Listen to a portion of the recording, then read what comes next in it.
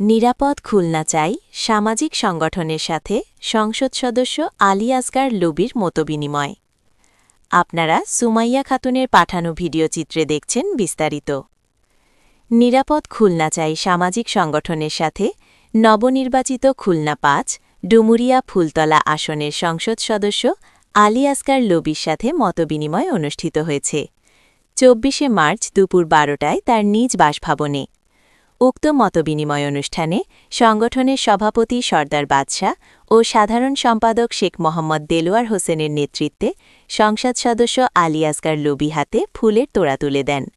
এ সময় উপস্থিত ছিলেন নিরাপদ খুলনা চাই সামাজিক সংগঠনের উপদেষ্টা পরিষদের সদস্য মোহাম্মদ আব্দুর রহমান, সরদার আবু তাহের, এস এম মনোয়ার হোসেন লাবলু, মোশাররফ হোসেন মফিজ, সহসভাপতি এম দেলোয়ার হোসেন, অর্থ সম্পাদক সাদিয়া আক্তার, দপ্তর সম্পাদক নিবা ঢালি, শাহ মোহাম্মদ ওহিদুজ্জামান, সুমাইয়া খাতুনসহ আরও অনেকে। এ সময় সংগঠনের সভাপতি সরদার বাদশাহ নবনির্বাচিত সংসদ সদস্যকে বলেন, নিরাপদ খুলনা চাই একটি সামাজিক সংগঠন।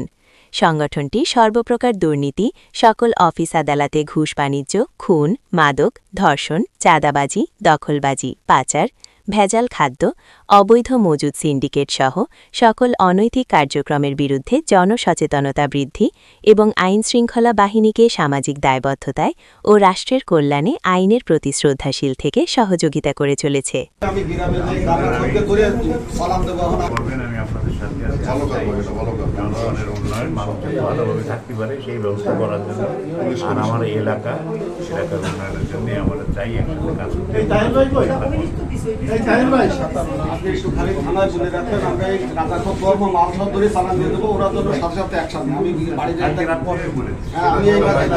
আমার এলাকার আগে শুরু